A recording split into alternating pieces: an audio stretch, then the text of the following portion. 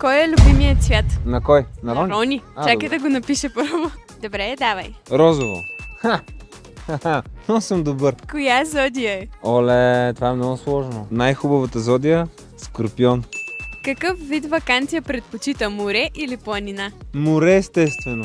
Ето. Кой е най-големия и страх? И така, скъпи приятели, благодарим ви.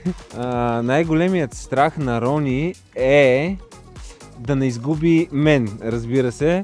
Но следващия е от паяци. И от високо също така. Каква е любимата й храна? Има две. Едната е ризото с морски дарове, другото е суши. Кой е любимия и подарък, който ти си правил?